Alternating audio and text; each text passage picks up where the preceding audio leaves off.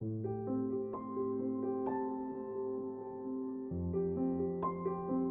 tonight, as I said, this is about healing from loss.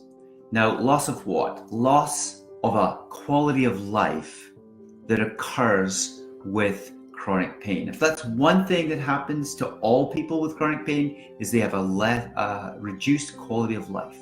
Often it's less function, maybe activities of daily living, maybe how much people can walk or stand or lift.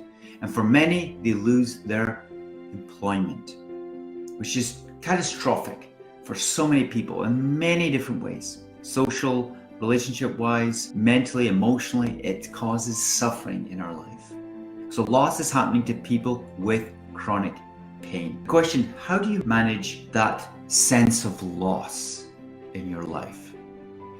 And I came across a wonderful teachings by Shauna Shapira in the Audible book Masters of Mindfulness this week. And I've used the principles that Shauna describes myself in my own journey and also with my patients. And they're now coming back and saying, yes, this was a wonderful activity to do, and they found relief from their suffering and their pain and their loss. So the context is Shauna Shapira had the tragic event of her beloved husband dying of a pulmonary embolus on an airplane ride. He was a world-known author, and his last book was Don't Sweat the Small Stuff. You maybe heard of it. So Shauna's husband, an author, died, and she had to deal with loss. And from that terrible experience came this insight from mindfulness practice to enable to move through the trauma that is happening to us. It could be a loss of a loved one. It could be the loss of a function in your life. It could be the loss of a job or a desire or a dream. So how do we deal with that? And what we're really talking about tonight is emotion. And this is how you can improve the quality of your life. The first thing you do with that so-called a negative emotion of loss, maybe you're depressed, maybe you're very anxious, maybe you've got panic, maybe there's deep envy or jealousy, there's something going on emotionally in your life and you don't know how to deal with it. Or you think you know how to deal with it, but it keeps coming up in situations that you're not dealing with it. And it's so common in our culture, in this English speaking or Germanic based culture. So North America, Northern Europe, the language is very interesting when you look at words to describe your association with emotion. For example, anger. Our language would say, I am angry. So you identify with the anger. Whereas if you look at Southern Europe languages, like Spanish, like Italian, Portuguese, and also in the warmer climates in Southern America, Central America, Mexico, what happens, their language, they say, I am having anger, I am having pain. And it's a different association. We just think about that for a minute.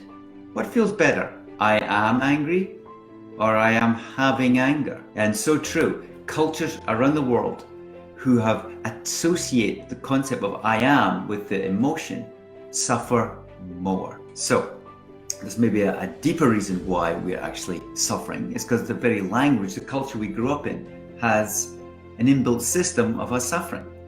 So that was a wonderful little tip I just received yesterday from Eileen Mikuziak, who's a therapist of sound and vibrational medicine. So the 4 things I'm going to mention and how to manage these emotions are: 1, surrender to it. Don't judge it. You probably think it's bad. You probably want it to go away. You're probably distracting yourself from it. But instead, just surrender. You say, okay, this is happening right now. This is my reality. Surrender. Feel the feeling. Sit down or go for a walk and feel it. Embrace it. Be with it. Surrender to it. And the next step is trust. Trust the situation. There is a reason why you're having an emotion. The body doesn't lie. And if you just trust that this is happening for a deeper reason, you may not know why, you begin this healing journey. The third point is respect it. Such a foreign concept when you think of chronic pain. Why would you respect chronic pain? But the wisdom of the body says respect. So you're trusting. You're surrendering. You're sitting, embracing. And what happens as you feel the experience? Healing can occur. And the reason that the healing can happen, I believe, is that deep within our being, up from the spirit or the soul component of us, comes solutions. I believe if you look at the spiritual aspect of our being, there is joy, there is peace, there is love ingrained in our energetic body, as it were. The solutions and answers can come from within us. And if you embrace the feelings, they can change. There can be relief. The suffering can lessen. Shauna Shapira in her book mentions that it's the identity. She illustrates it like a ring of fire. It's like our identity. Our identity is we should not have pain. We should not suffer. We should not be angry. When the reality is we are in pain, we are suffering, we are who we are right now. And when you can move through the ring of fire, there's a more peaceful place behind it. So I know this is a deep subject and you may struggle with it, but I strongly encourage you, sit and embrace, surrender, trust, respect, and see what happens. And please, let me know how you get on with this information. Send me an email, send me a message on Messenger or on Instagram, and I'll get back to you. And as always, I invite you, what you want me to talk about.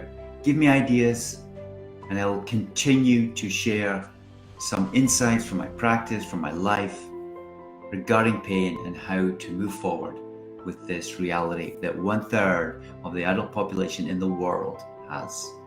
There are solutions out there. We just need to find them. And that's my purpose, to share these options with you. So I hope you enjoyed tonight's live stream. It's been great to do it once again. I look forward to next week. And in the meantime, every blessing to you. Bye for now.